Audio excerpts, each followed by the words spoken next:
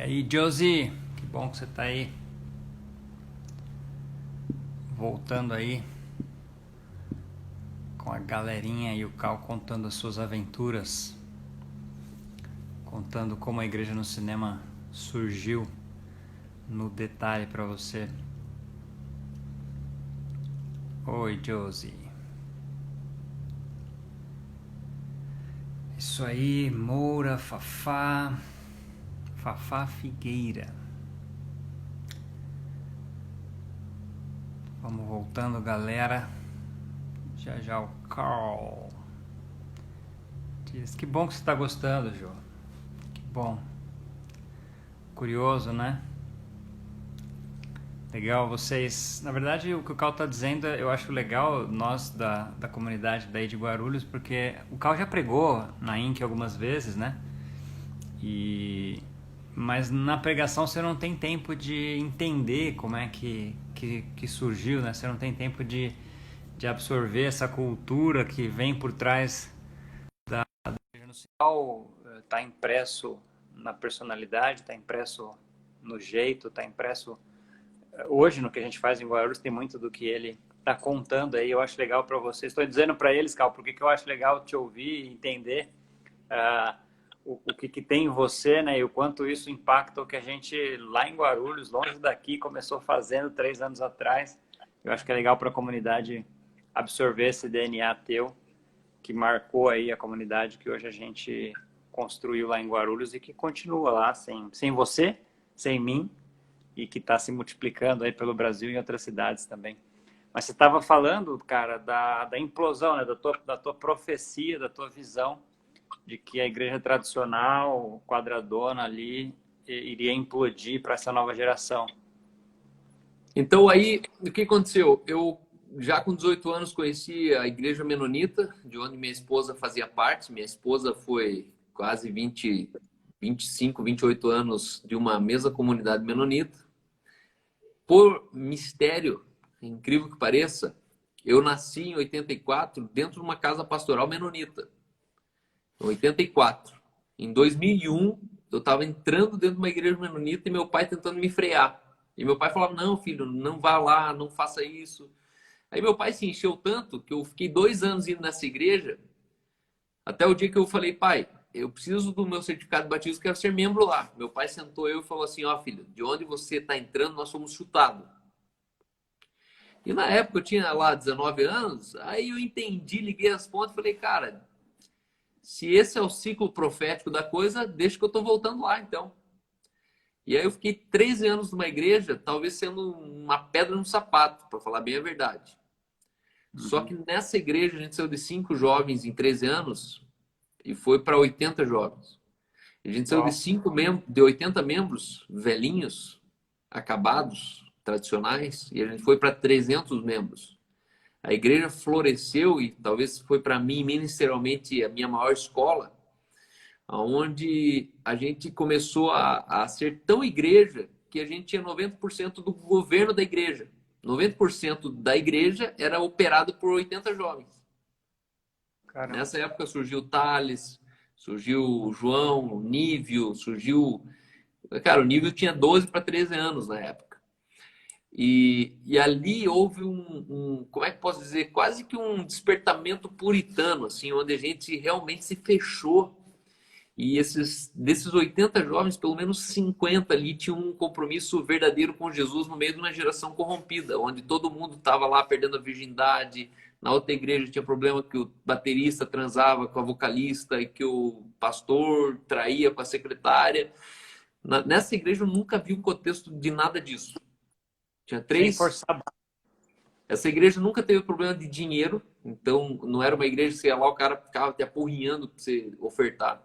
Essa igreja nunca teve problema de adultério imoral, nada. E aí tem que tirar um chapéu para esses caras. E essa igreja nunca teve problema de fofoca, porque lá assim, ó, você falou, a gente vai sentar junto e conta aí, o que aconteceu? Você está falando o quê? Não entendi. E essa igreja, para mim, eu devo tudo a ela. Assim. Primeiro que minha esposa é fruto de lá, então quem sou eu para falar dessa igreja? Segundo, que o maior defeito dessa igreja não é o que ela fez de errado. O maior defeito dessa igreja é o que ela não faz de certo o que ela deveria fazer. A igreja menonita é um leão adormecido. O dia que esse leão acordasse, um dia acordar, é algo assim de mudar cidades, transformar países, né? E aí, obviamente, que eu fui uma voz profética ali até o dia que eu entendi que, cara, meu tempo aqui fechou, não tenho mais o que dedicar aqui. Desse contexto, saímos 10 casais assim, estruturado, com família, casamento com a primeira namorada, apartamento próprio, casa estabelecida. E aí nisso fui viajar e o fato é que eu voltei e o pé tinha crescido mais do que o sapato e eu não coube mais nessa igreja. Na época, assim, o pastor principal tinha 2 anos a mais que eu e eu era o pastor de jovens e no final das contas eu pregava sempre no jovem, mas nunca preguei no domingo e eu percebi que tinha uma disputa de ego muito grande e, enfim. Ele é meu mentor, é o cara que me casou, é o cara que eu adoro até hoje, mas no fato foi o cara que ele tampou aquilo que Jesus queria fazer naquela coisa ali.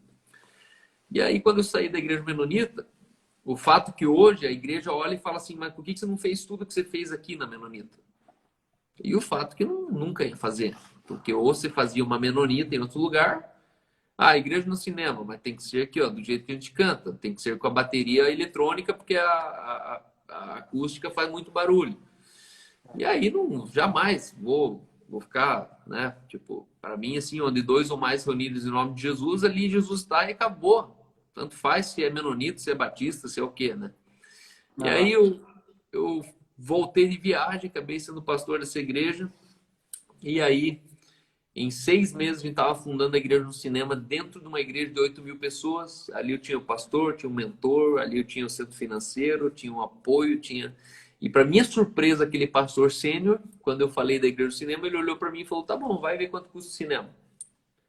E eu vivi dentro de um contexto de uma igreja mega, um pastor que colocou R$ 200.000 em 2 anos numa visão pessoal minha e nunca pediu nada de volta. O Legal. pastor Pio de Carvalho fez comigo o que eu vou fazer a vida inteira com todas as igrejas. Meu sonho é pegar igrejas no cinema que peguem volume e sair do cinema e colocar num barracão, mudar o nome e falar agora vou e fica à vontade aí.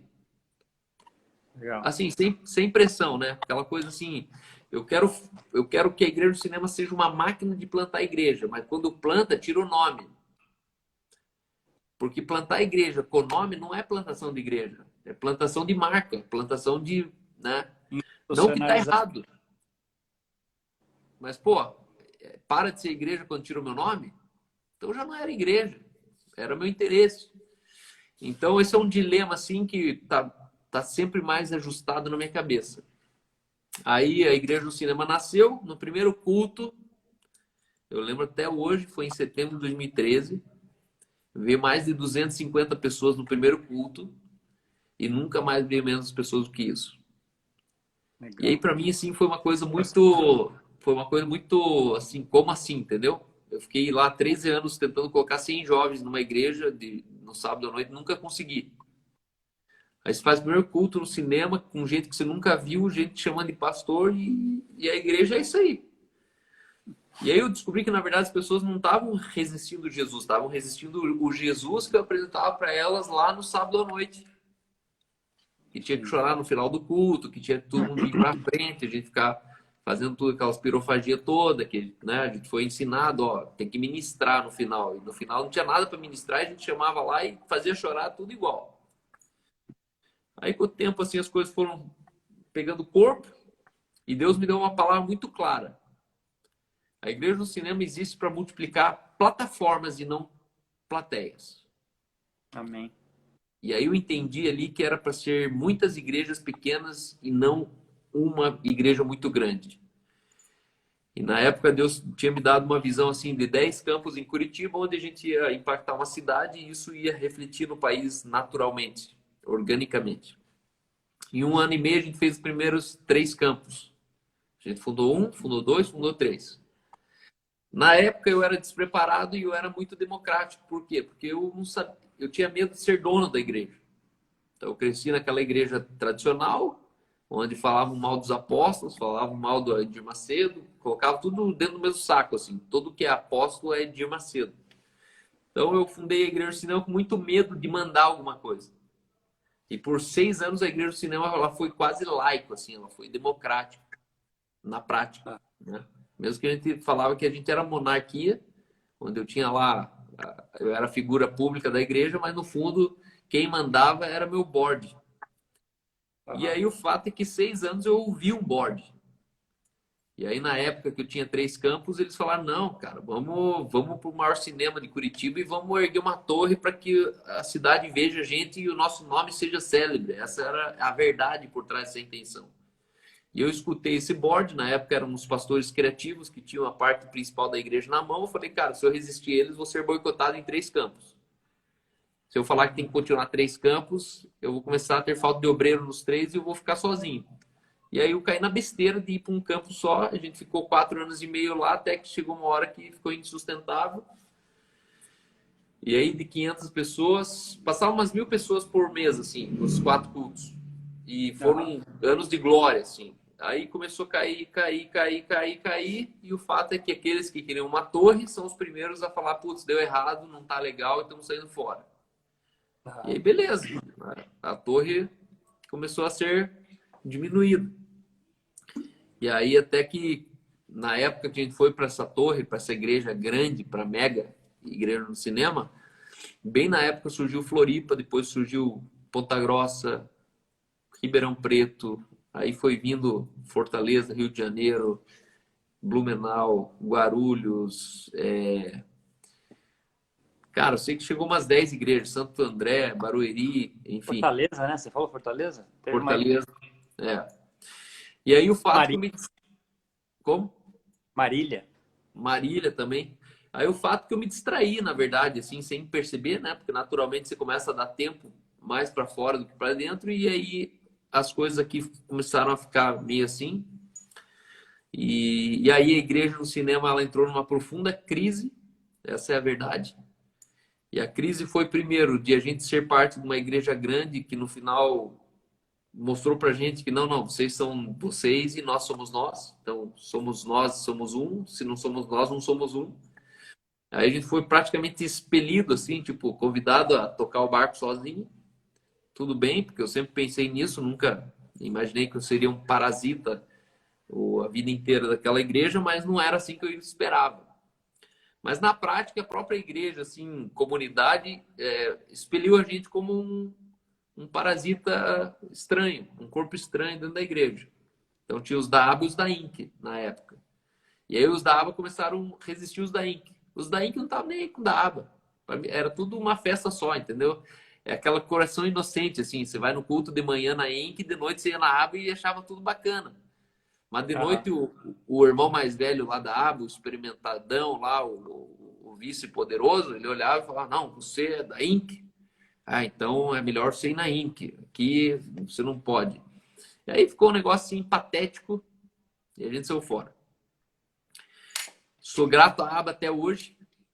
Para mim, a aba é uma coisa, Pio é outra, até hoje. E não tenho nem o que falar. Minha gratidão para esse pastor, que com certeza me colocou nos ombros e me fez chegar muito mais longe. Toda a história do escândalo da graça, Deus usou inclusive a vida dele para me dar coragem de pegar todo o contexto que eu cresci na chácara dos meus pais e colocar isso numa linha clara, entendendo, cara, esse cara me. Se eu achei um dia que eu tava certo, esse cara só me chancelou e falou, cara, é isso aí, está certo. Legal. E aí, a gente sabe que dezembro, de julho para cá, a Inca era um Boeing que estava caindo de ponta. Isso lá em julho, quando eu fui viajar com minha esposa no sabático. Aqui em Deixa, Curitiba, né? Óbvio. deixa eu só fazer uma interrupção aqui, porque eu estava esperando esse ponto, porque minha intenção, uma das minhas intenções em te ouvir hoje e fazer a minha comunidade, a nossa comunidade em Guarulhos te ouvir, te conhecer um pouco melhor, era tentar fundir, sabe? Fundir nós numa única coisa, que sempre foi, mas Beleza. trazer eles para Curitiba e levar Curitiba até eles, sabe? Nessa compreensão de que a gente é uma coisa só. E Isso. aí isso era uma coisa que eu ia te pedir, assim, me ajuda a explicar para eles como nós nos fundimos, sabe? O que eu estou fazendo aqui, assim, na tua perspectiva de pastor dessa comunidade, de fundador, de apóstolo dessa comunidade, apóstolo no sentido de função, para aqueles que estão chegando, não conhecem a gente, nós não estamos falando de título, nós estamos falando de função. como a gente consegue fundir, Cal, as duas comunidades e explicar a minha razão? Como é que você me enxerga aqui? Me ajuda a explicar isso Eu, para eles. eu fiz duas orações ao longo da história da Inc. que Deus ouviu. Primeiro eu falei, Deus, manda as pessoas mais loucas dessa cidade que eu quero pastorear elas, porque eu odeio crente fandangos, eu odeio cara Nutella, eu odeio franguinho, entendeu? Crente franguinho, politicamente correto, que quer um cultinho redondo com escola bíblica para colocar os filhinhos na escolinha bíblica. Cara, eu não aguento. Eu sou o cara assim dos... Me dá meia dúzia de revolucionários que eu me sinto mais em casa com eles do que uma multidão de franguinho crente. E a igreja se tornou um lugar de franguinhos crentes. Normalmente o cara que tem medo da vida, ele está numa igreja buscando refúgio em Jesus porque ele tem medo da vida. E a segunda oração que eu falei, Deus, me manda obreiros. Me manda pessoas que eu seja o pior deles. Se eu não for o pior dos pastores da igreja do cinema, eu falhei. Porque qual que é o sentido de eu criar um monte de líderes que são sempre menor que eu? Não faz sentido. É estúpido eu pensar numa multiplicação de liderança dessa. Eu falava, Deus, eu preciso ser o pior entre os melhores. Eu preciso ser o pior pastor da Inc. Se eu não for o pior pastor da Inc, eu errei. Nesse contexto, em julho do ano passado, a Inc passou por uma crise profunda de existência. Por quê? Porque a gente era um movimento muito bruto. Tinha de 5 a 30 conversões por culto. Era uma indústria de salvação, era uma indústria de avivamento, de coisa assim, libertação, transformação, testemunho de penca. Cada culto tinha 3 a 5 pessoas de outros estados que rodavam 700 quilômetros para vir num culto, terminar o culto, pegar o carro e voltar para casa. Coisa assim que a gente nunca imaginou que ia sonhar, viver assim, sendo uma igreja tão flutuante, uma igreja sem endereço, sem um templo para impressionar ninguém, sem um escritório cheio de cafezinho para todo lado, com alguém servindo as visitas. Nada. A gente era gente, um bando de piazada, molecada aqui de Curitiba, fazendo culto. E aí, julho do ano passado, chegou o meu sabático, a cada 7 anos eu faço o sabático, e chegou o ano do meu sabático, e nesse mesmo ano era o ano da crise da Inc, aqui em Curitiba. E aí eu sabia que eu podia falar assim, Aline, vamos ter que adiar a nossa viagem para cuidar da Inc. Só que Deus falou, não. Se a Inc subsistir porque vocês estão aqui, essa obra não é de Deus, essa obra é tua. Então, se a obra é tua, ela precisa da tua manutenção, você tem que sustentar ela. Cara, com muita dor no coração, eu vazei. Nosso pastor aqui, o Ciro, com certeza um dos melhores amigos da minha vida, meu irmão, sei lá que dá para chamar, um discipulado, meu amigo de jugo, o cara que tenho 20 anos de vida com ele. Ele assumiu literalmente uma obra difícil de entender, de compreender. Com certeza isso afetou muito ele hoje, assim, no que ele não está entendendo algumas coisas. E aí o Boeing que estava caindo planando começou a cair de bico. E aí, no meio disso aí, 2 meses eu fiquei longe da Inc e eu não podia falar da Inc com minha esposa porque isso entristecia, batia ela, tamanha desgosto estava sendo pra gente. Quando chegou, saí da Alemanha e fui para a Holanda, chegou na República Tcheca, meu pastor aqui de Curitiba me ligou em setembro e falou, Cal, Deus me deu uma palavra e eu estou te ligando para te entregar essa palavra. Ele falava assim, eu te vi num corredor, dos 2 lados era um vidro, só que os vidros eram jateados, então era transparente, mas não era nítido. Eu só estou te ligando para te avisar que você está no último vidro. E a partir de agora é cristalino. Você vai enxergar a visão que Deus tem para a tua vida como nunca antes. Cara, ele não tinha ideia da escuridão que eu me encontrava quando o assunto era igreja, igreja de Guarulhos, igreja de Floripa, igreja de Curitiba. E eu ri por dentro, mas recebi e falei, amém, eu só creio. Que eu só me resta crer aqui que eu vou falar. Deu 3 semanas, esse indivíduo que vos fala aí, chamado Juliano, sem saber de nada, ele me liga e fala assim, Cal, era setembro para outubro, se eu não me engano. Acho que era comecinho de outubro, eu tava no Sauípe. E ele falou assim, ó, Deus falou comigo e eu tô indo para Curitiba em janeiro. Eu falei, não, como assim? Ele falou, não, cara, Deus me mostrou onde você vai chegar no ministério, Deus me mostrou para que ele te levantou nesse país. A Igreja do Cinema tem muitos gaps, eu sou um gestor e eu tenho expertise desses gaps e Deus falou, é tempo de você ir para Curitiba.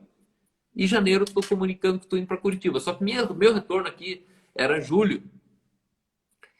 E eu falei, cara, você tem ideia do que você está falando? Você está falando assim, ó, tem um Boeing caindo de bico, você está falando que vai entrar lá dentro para salvar ele.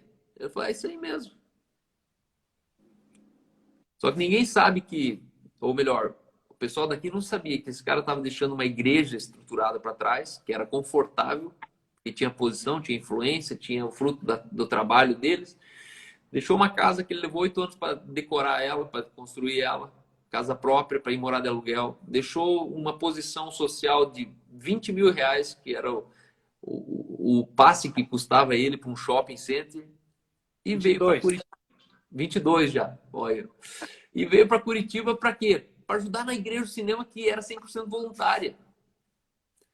E a partir dali, cara, a visão do meu pastor se cumpriu a partir dele e as coisas simplesmente viraram de um jeito que em outubro, novembro e dezembro, Deus me visitou como nunca antes na Holanda. E a palavra que Deus me trouxe era o seguinte: os 6 anos da Igreja do Cinema eram apenas gestação. Tudo que o Brasil conhece da Inc. eram meras ecografias, por isso que era assim, as pessoas não entendem muito bem, não tinha a carinha do bebê. E o Espírito Santo me falava, quando pensavam que vocês estavam morrendo, que era isso que se divulgou por todo lado, eu venho te falar que vocês estão apenas nascendo, se prepare para o nascimento. E eu vou te falar que a madre, ela foi apertada, foi um nascimento de doloroso, assim, né? Ciro, o board, os líderes, pessoas muito importantes simplesmente pularam do jipe, saíram fora. Meu braço direito me ligou e falou, Carlos, se for para fechar a Inc., conta comigo até dezembro. Se for para continuar, minha cadeira está vazia. E ali foi assim o nascimento. Nasceu e eu entendi, era isso. Essa cadeira tinha que sumir do mapa. Hoje não existe uma segunda cadeira na Inc., não existe uma democracia. Hoje eu entendo assim que o meu trauma de ser dono de uma igreja me levou à negligência de ser pai de uma igreja. Então, eu era negligente no pai que eu deveria ser, apostolicamente falando, por medo de ser colocado num saco daqueles que se tornaram dono das igrejas. E aí, eu estava lá na Alemanha, um pastor sul-africano, da África, de Nairobi, cara que tem 269 igrejas, ele chegou para mim e falou, meu filho, I need to say for you that your fear to be owner of church make you put in your heart fear to be father of your church. Ele falou assim, pelo medo que você tinha de se tornar pastor, dono de uma igreja, você esqueceu que toda igreja tem um pai. E aí ali o Espírito Santo falou assim, você deixou a tua igreja ser cuidado por funcionários, por empregados, 6 anos. Você nunca assumiu a sua igreja. Eu nunca tinha assumido mesmo. Eu, no fundo, assim, eu falava, cara, se igreja ir num quadrado domingo e ver quem canta e quem prega, eu não preciso viver para isso. Não quero salário para isso, não vou construir minha casa com esse salário, não vou pedir dinheiro de ninguém. Cara, vamos fazer uma igreja aí. E aí o fato é que a visão se abriu de um jeito que vai longe aqui se eu contar, mas vai virar livro, vai virar case, vai virar... E o fato é que 2 anos a Igreja no Cinema vinha me pedindo uma comunidade. Nós precisamos ser comunidade, precisamos ser comunidade. E eu resisti à ideia de ser comunidade. Porque toda comunidade que eu conhecia era uma água parada. Eram os mesmos 70 por 50 anos. Chegava num crescimento que, cara, entrava gente, saía gente, mas ficava aquele cultinho arrastado e difícil. Estou falando da regra de igreja, não estou falando da exceção que tem 500, 800. Não, a regra das igrejas é uma comunidade. E a Igreja do Cinema era um movimento. Então, cara, você era só mais um e quando você saía fora era menos um e tava azar você, entendeu? E eu gosto dessa ideia. Por quê? Porque isso é uma visão madura de uma coisa, onde as pessoas precisam entender que essa é a diferença da empresa multinacional e de uma empresa familiar. A empresa familiar que assegura a tua posição lá não é a tua competência, É quem você é no tabuleiro. Ah, eu sou filho do dono.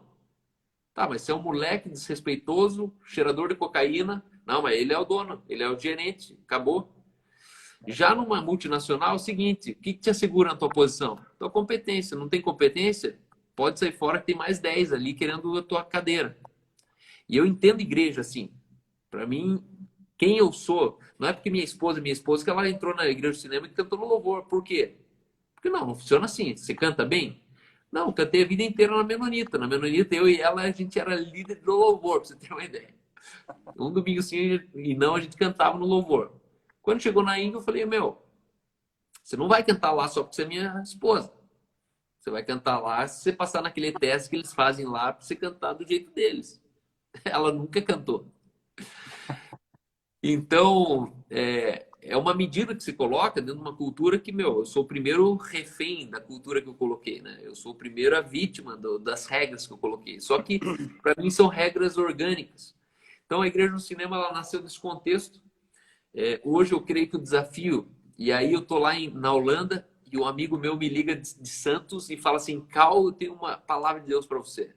Esse cara é o Thiago Santana, pegou Covid esses dias, já saiu da cova. Me ligou de Santos em dezembro. O meu E pastor pregou em tinha Guarulhos. ligado. Pregou isso, o carequinha que pregou em Guarulhos.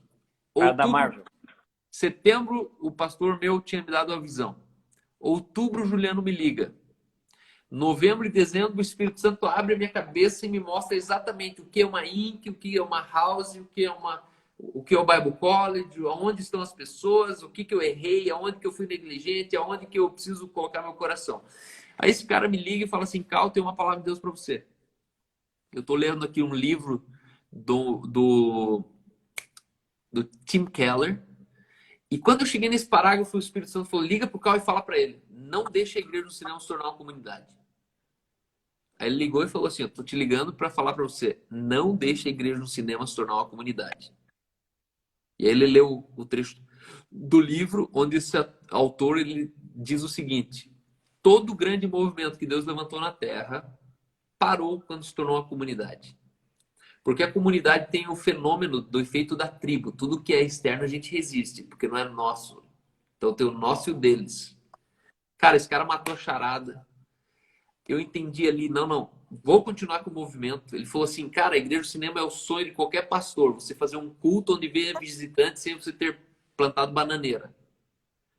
Um culto onde tenha conversões sem você ter feito uma conferência. Um culto onde tem um testemunho novo sem você ter pago um pregador. E é fato, até hoje, em qualquer lugar do Brasil tem igreja do cinema, tem alguém sendo salvo. Todo culto, praticamente. Sim. E aí o Espírito Santo falou assim, ó, você precisa entender que movimento é uma coisa, igreja é outra e missão é outra. E aí ali entrou uma reforma dentro do meu coração de entender que nem todos salvam um discípulo e está tudo bem com isso, mas que eu preciso ser pastor apóstolo dos discípulos e não dos salvos, e que os discípulos precisam trazer a salvação aos perdidos. Ali eu mudei a visão da igreja do cinema, que era dois objetivos, salvar vidas e formar líderes. Hoje a visão da igreja do cinema é salvar os perdidos, discipulando os encontrados. Então, na verdade, a salvação é por conta de meia dúzia, não é por conta de uma multidão que está fazendo culto lá. E aí eu entendi que existem três tipos de pessoas no reino de Deus. Os salvos, que é o jovem rico, que sai da presença de Jesus salvo, mas não sai com integridade, porque ele não decide dar o all-in na vida deles. Aí tem os 100%. Tem os 20% que decide ir vender tudo, distribuir aos pobres, seguir Jesus, como fez Zaqueu, que são os discípulos. E existem os 2% que vão falar, não quero mais trabalhar no banco, não quero mais trabalhar no shopping. Mas o que você quer trabalhar? Não, quero trabalhar com os órfãos, as viúvas e os estrangeiros nas suas tribulações. É isso aí. E a resposta social da igreja. E eu entendi que o fim da igreja é a missão. O fim da igreja não é culto domingo. Essa era a minha crise. Cara, qual que é a visão da igreja? Ah, domingo tem culto. A maioria das igrejas, a visão dessa igreja é o próximo culto. Aí quando essa igreja tem uma visão maior, significa que a visão maior é um templo maior. Ou seja, aumentou a meta de pagar o terreno novo. Então, isso é uma visão grande de uma igreja. Eu falo, não, não pode ser. E Mais aí do mesmo. hoje eu entendo que a Inc. no shopping, que eu chamo de Inc. Mall, é o movimento onde existe captação. Captação de quê? De salvação, captação de tempo, captação de talentos, captação de pessoas. Captar para quê? Para discipular. Aí você vai para a casa do discípulo, que é a Central House. No Central House, você dedica um tempo diferente para essas pessoas. Por quê? Porque são os caras que largaram as redes e seguiram Jesus. O que eu fazia antes que era tão injusto? Eu caí no erro da regra dos pastores. A maioria dos pastores faz toda a organização, em regra, ela tem 80% das pessoas e os 20% das pessoas. Regra 80-20. Isso significa que 20% das pessoas de uma instituição são, de fato, os responsáveis por 80% do resultado. Todas as outras 80% das pessoas, elas são só ali administrativa, dá uma ajuda, tal, né? Tem o cafezinho, tem o porteiro, tal, mas quem de fato é responsável por 80% do resultado é só 20% da empresa.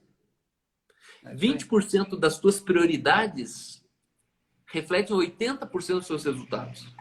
20% da administração que você tem do seu tempo reflete 80% dos resultados que você colhe, baseado no tempo que você dedica.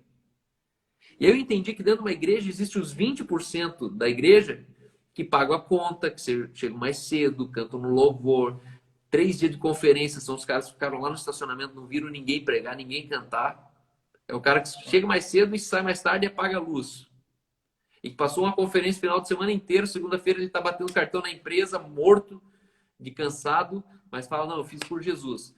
E 20% é a igreja de verdade. Todos os outros 80% são os flutuantes, os salvos. E aí eu me flagrei que eu dedicava todo o meu coração para os 80%, como todos os pastores.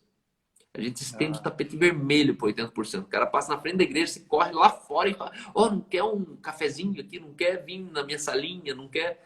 Aí o cara que chegou hoje foi na salinha do pastor, mas o cara que vive ali a vida inteira na igreja nunca entrou lá na salinha porque ele tem que cuidar lá da secretaria. A gente dá mais honra para quem está de fora do que quem realmente paga a conta, quem faz o negócio acontecer. Aí o Espírito Santo pegou e falou assim: ó, teu erro é que você tem que parar de ser pastor dos 80 e assumir primeiro os 20. Não está errado ser pastor dos 80. Está errado você usar os 20 como matéria-prima para você tocar os 80. Porque o 20 funciona o seguinte: espanou um, entra outro. Porque o 20 é lugar de prestígio, 20 é lugar de privilégio, 20 é influência, é status, 20 aparece, 20 se sente pertencendo. Aí Deus falou assim: você, além de você focar nos 80, você ainda usa os 20. E aí eu percebi quanto dos 20% ficaram pelo caminho. E aí eu me arrependi, aí eu me converti, voltei lá atrás de alguns deles, pedi perdão, levei presente nas casas e falei: não, preciso mudar alguma coisa. legal. Foi então que eu estabeleci o culto dos 20% à noite, onde a gente faz um culto para crente, a ênfase não está em salvação, não está. E nos campos do cinema, um culto de manhã para a cidade. Aí tem toda uma série de conceitos por trás disso, mas uma das coisas que eu mudei foi a medida. Eu não posso exigir integridade de um bebê. A integridade de um bebê é não fazer cocô na sala. Então, se ele fez cocô na sala, ele faltou com integridade, porque o cocô faz no banheiro. É, E 3 valores da INC era integridade, influência e governo. Só que eu exigi isso desde o novo convertido. Aí o cara se convertia, dava 1 mês, 2 meses, 3 meses. No quarto mês eu pegava ele pelo colarinho e falava: brother, você não entendeu ainda, para de ser homossexual. E aí eu entendi que eu tava assim, espanando todo mundo. E aí Deus falou assim, ó, MOL, movimento, 3 valores. Fé, esperança e amor. Fé, esperança e amor. Fé, esperança e amor. Por novo convertido, ele não precisa entender integridade se ele não entendeu o amor antes. Aí se cria um legalista, um religioso.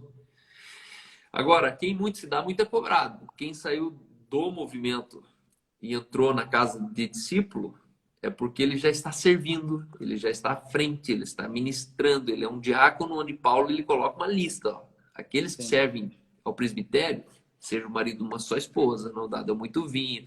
Homossexualidade nem preciso citar. Que acho que nem nessa lista, nem Paulo nem cogitava essa ideia no meio do presbitério. Sem dúvida. Então eu cheguei num ponto que eu tinha homossexuais no meu board de pastores. E aí eu surtei. Eu falei, cara, tem alguma coisa muito errada. Porque essas pessoas aqui eu não quero nem na frente dos meus filhos, que eu não quero nem contato com meus filhos, esse tipo de gente. Ah, mas não são filhos de Deus? São amados do Senhor, são salvos. Isso. Mas escolheram decisões, caminhos de vidas que, ó, tua cadeira lá no cinema está reservada, vai lá. Não vem agora querer o prestígio de uma comunidade onde eu vou me fundir a você, se você não se converteu ao que eu creio. Então, ser salvo é uma coisa, agora você ser íntegro é outra. Jesus, quando ele olha para o jovem rico, ele fala assim, cumpre os mandamentos, se você quer ser salvo. Aí o jovem rico fala, não, já cumpro, tudo isso eu já tenho feito. Aí Jesus vem e fala assim, pois bem, se queres ser perfeito, vai e vende tudo, dá aos pobres, me segue. Quando Jesus fala assim, ó, vai e vende tudo, ele está dizendo assim, se você quer viver uma vida de integridade e perfeição é sinônimo, não sei se você sabe, mas integridade significa inteiro, perfeito, completo, fullness. E aí Jesus fala assim, vai e vende. Vai e vende significa vai, rompe com as suas ambições e assume as minhas. Ser homossexual é uma ambição. Sim. Enquanto você não entende que você precisa assumir outras ambições no lugar das suas ambições, porque ser adúltero também é uma ambição. Eu ficar saindo picoteando todas as mulheres à minha volta é uma ambição. Ah, eu gosto de mulher. Pô, também gosto. E aí? Só que não, eu rompi com essa ambição e assumi outra ambição. Questão que não é só não é só abandonar as minhas ambições. É, na verdade, assumir as ambições que dizem respeito ao reino de Deus e à justiça. Isso é o outro, Então, né? isso aí me clareou muito, assim, a igreja. Eu identifiquei um subconsciente, uma ira que eu tinha, que o evangelho não funcionava quando eu via uma pessoa sendo homossexual, via um crente sendo adúltero, via uma pastora dormindo com a outra mulher, via o outro crente lá roubando na empresa dele. Porque me colocaram um código na minha cabeça, no subconsciente, que todo crente tem que ser discípulo.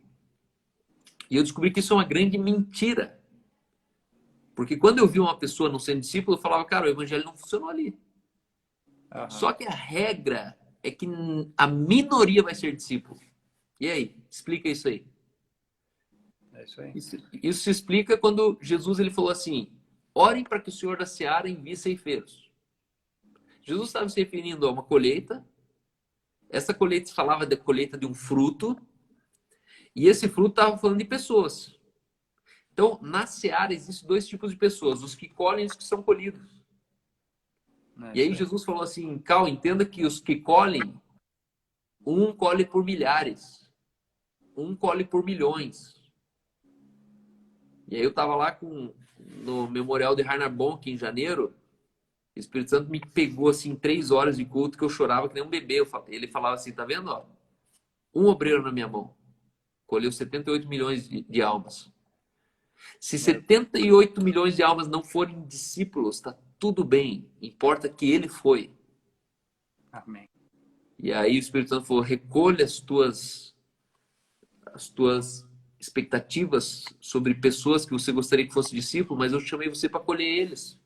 E eles estão colhidos e está tudo bem. Só que eles não vão passar disso. É isso aí. E hoje eu consigo, assim, entender a pessoa que chega na INC e fala, não, eu quero ser homossexual. Isso, pode ser. Você é salvo? Sou. Você crê em Jesus? Crê. Então continua sendo. Só que lá na cadeirinha do campus, lá, vai no movimento. Você precisa de fé, esperança e amor até o dia que teu coração ele se converta a uma integridade que você fala assim, chega, não quero mais isso. Ah, calma, mas é uma segunda classe de crente? Deve ser. Por quê? Porque existe a graça salvadora, existe a graça santificadora, que é a segundo grau, existe uma graça ainda terceiro grau, que é você, a graça servidora. Que falou, ó, tô saindo de São Paulo, do meu conforto, da minha segurança, da minha estabilidade, e tô indo viver para algo que eu não vi, que eu não sei, mas Jesus falou, faça isso.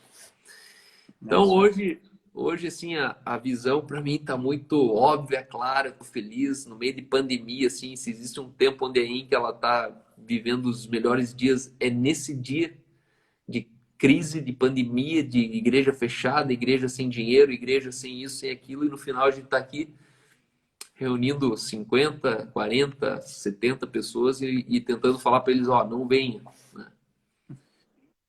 É, Eu sou um plantador de igreja, esse é meu, amo isso e tenho muito bom. discernido cada vez melhor um caminho mais excelente, onde a gente vai plantar centenas de igrejas, com ou sem o nosso nome. Amém, mano. Muito bom. Cara, queria te agradecer por esse tempo. Já estamos aí com quase 2 horas de live. Ah, obrigado por ser essa voz para esse país, por inspirar com a sua convicção, com a sua certeza, com a sua integridade, com a sua vulnerabilidade, expondo as suas forças e as suas fraquezas. Obrigado por inspirar uma geração, por apresentar para mim, para a cidade de Guarulhos, essa ferramenta de movimento, por moldar também a mensagem que eu carrego, moldar o meu caráter, me ajudar a ir mais alto e longe, e juntos, né? Eu creio que essas pessoas todas que estão vendo a gente fazem parte da nossa igreja em Cristo, e eu creio que nem começou ainda. Eu te falei ontem por telefone, né? Eu acho que ainda nem começou. Tem para fazer.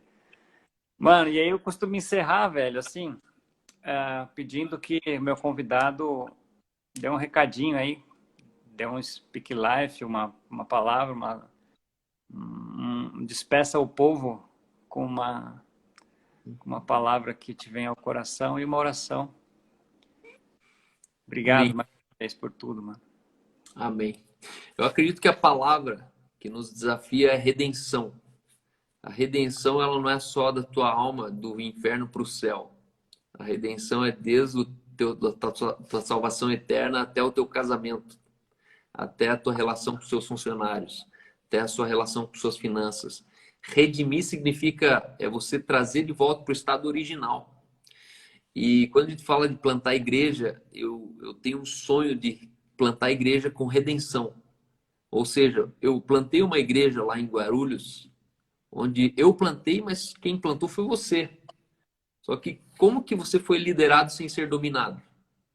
Eu nunca te paguei um salário, eu nunca te coagi a nada, nunca te dei uma meta de ninguém. Só que você foi o cara que organicamente foi liderado sem ser dominado. E esse é o desafio hoje, né? A gente sair debaixo de qualquer estrutura de domínio, mas não perder a lógica do apostolado, a lógica do coração que honra, que reconhece a autoridade, que se submete um ao outro, que entende função, que entende lealdade, né? Então, eu quero encorajar vocês, de onde você estiver falando, entenda, em primeiro lugar, que você precisa se tornar, para a sua cidade, a igreja que você sonharia encontrar nela. Muito bom. O dia que eu decidi plantar igreja foi o dia que eu me flagrei falando mal da igreja. E falar, até papagaio fala. A questão é, o que você está operacionalizando que te dá autoridade para trazer críticas sociais sobre a igreja? Se todo crítico de igreja fundasse uma igreja, talvez a igreja no mundo estaria completamente diferente. Então, eu não sou contra o cara que critica a igreja. Só que eu não sou a favor de um cara que ele é um filósofo cristão, que fala, fala, fala e não faz nada. Então, hoje a igreja existe em duas modalidades. A igreja no shopping e a Central House Fellowship, que é a igreja normal, da igreja do quadrado, a igreja que pode alugar uma garagenzinha, pode fazer na casa do irmão.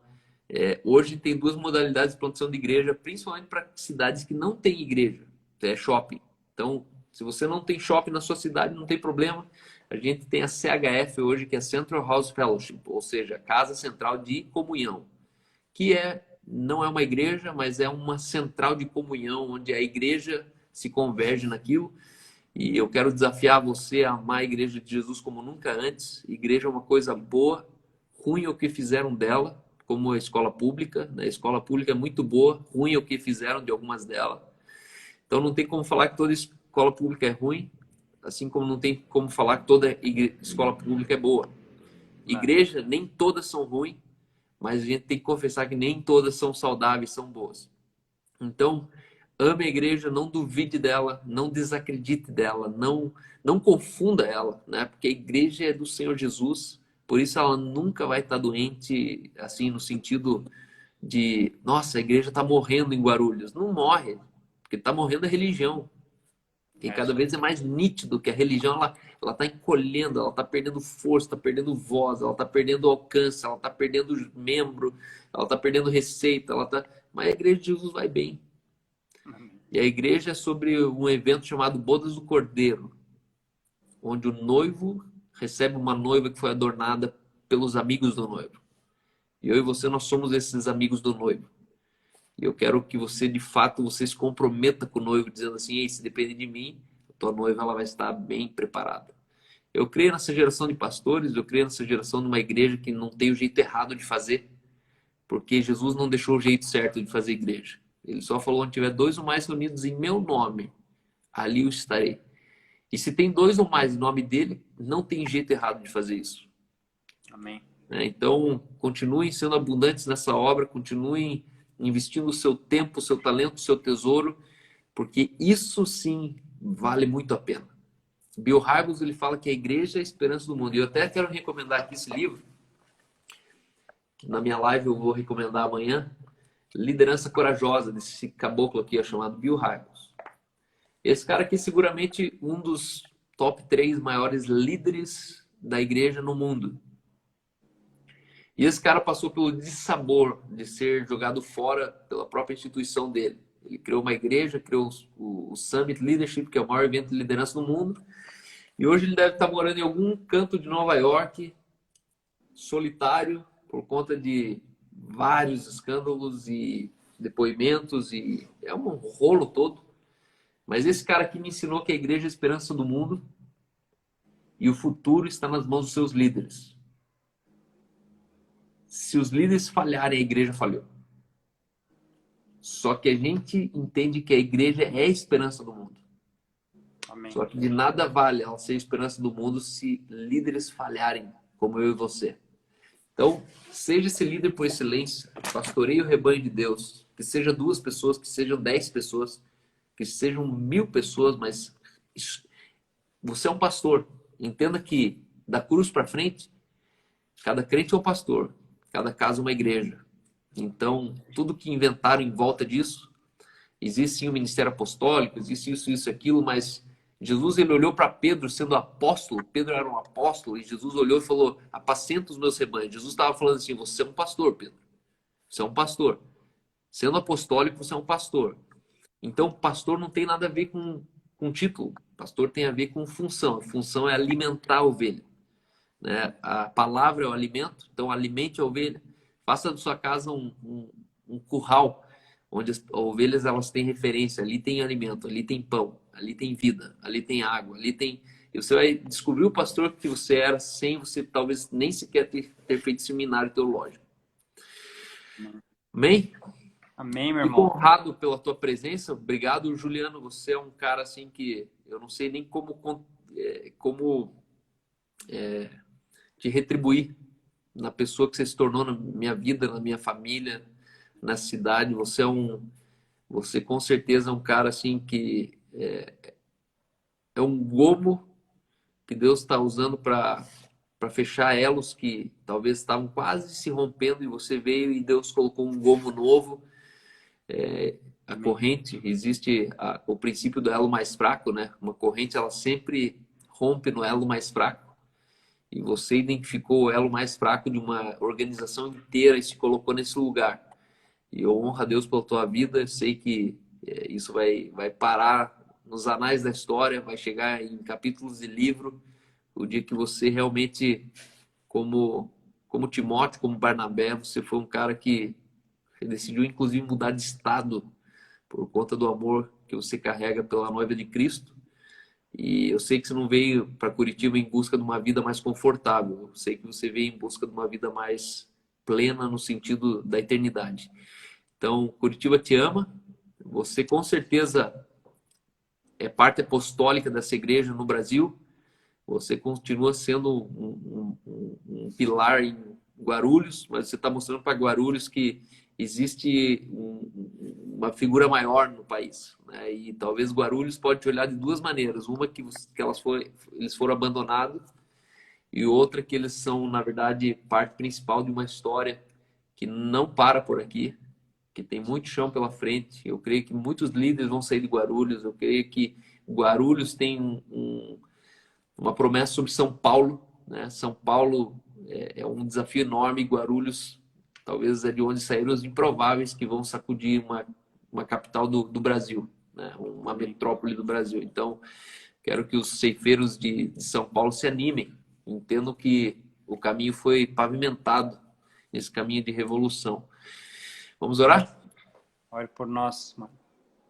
Pai, obrigado, Senhor, pela vida do Juliano, da Rebeca. Espírito Santo, graças te dou porque são homens que a Bíblia um dia contou a história como a deles. E era tão teórico até eu ter conhecido a vida do Juliano, da Rebeca. Obrigado, Senhor, porque eu faço parte de uma geração que não está vivendo a tua palavra nas linhas de uma teoria, de uma linha teológica, mas hoje nós somos a prova de que nós somos a carta escrita por Deus, lida por todos os homens. Amém. Obrigado, Senhor, porque a tua palavra não parou nas 66 cartas que nós temos na Bíblia, mas ela continua sendo impressa em pessoas como Juliano e Rebeca. Obrigado por essa congregação em Guarulhos. Deus, eu oro para que desse lugar o Senhor faça proezas ainda maiores, que o Senhor levante homens aos quatro cantos desse país, que dali, Senhor, saiam professores, pastores, saiam apóstolos, evangelistas, profetas, que eles se levantem, Pai, e resplandeçam, porque já é manhã nessa cidade, já é manhã em São Paulo, Pai. Deus, que eles entendam que é chegado o tempo de colheita. Por isso eu oro por ceifeiros ainda em São Paulo, em Guarulhos. Pai, que eles se fortaleçam, que eles se animem, que eles olhem para frente, que eles percebam que fazem parte de algo que é maior do que eles, que começou muito antes deles terem consciência de que eles faziam parte disso.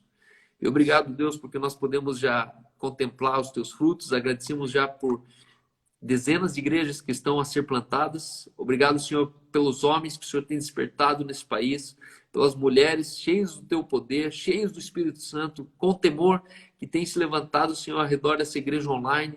Pai, obrigado, Senhor, porque nós sabemos que nós não estamos sozinhos dentro de uma geração, Pai, que tem se destacado na história da tua igreja. Pai, eu creio que o evangelho nunca avançou a passos tão largos, Pai, na proclamação como nesses dias, Pai. Amém. Eu oro, Senhor, para que o Senhor nos conceda ferramentas, estratégias, sonhos e visões, Pai. Maneiras inusitáveis, Pai. Nós, como igreja, estamos dispostos a respeitar e harmonizar todas as diferenças que o Senhor coloca no nosso meio, Pai. Levanta homens de integridade, influência e governo. Pai, que de fato o perdido seja salvo à medida que o salvo seja discipulado, Pai. Em nome de Jesus. Amém. Amém, mano. Obrigado aí, tem várias expressões de amor e carinho aí por você. Obrigado por ser esse cara corajoso, por abrir sua casa para quem você não conhece, por ser generoso, por expor, por dar sua cara a tapa tantas vezes, e por amor ao evangelho. Obrigado por sua inspiração, por sua palavra de vida. Obrigado por Fico honrado e se Meu preparem que os obreiros eles continuam chegando, pessoas de todos os lados do Brasil escrevem para nós sempre. E eu creio num próximo tempo, né? A palavra que Deus tem me dado é construa um novo você para uma nova estação, né? Que Deus realmente te dê sabedoria para isso, me dê sabedoria para isso e que de fato a gente assuma a próxima estação, tá bom? É isso aí, cara. Guarulhos tem um aeroporto internacional, né? Então, profeticamente, eu sei que de lá vai ser enviado gente para todo mundo. Amém. E conte comigo, Guarulhos. Conte comigo. Se vocês me chamarem para pregar, pode ter certeza que não tem dúvidas que eu estarei com vocês. Tá bom? Amo vocês. Amo muito vocês. Amém, meu irmão. Obrigado aí. Até mais. Abraço, abraço, Rê. Tchau, tchau. Vamos me despedir da galera aqui, mano. Beijão. Beijo. É isso aí, galera. Obrigado por vocês que ficaram aí até agora, quase meia-noite. Muito bom fazer vocês terem a oportunidade de conhecer a história da Igreja no Cinema antes dela ser em Guarulhos. É isso que nós somos, uma única Igreja de Cristo, e que você de Guarulhos ou de qualquer parte do Brasil, como o Cal disse, absorva essa visão. A gente ama vocês, mesmo aqui estando longe, não significa que não estamos juntos. Beijo, Josi, Ariana, Garcês, Clara, Colby, Patrick. É isso aí, assuma a responsa, mano. Maria, Jonathan, Anderson, mano.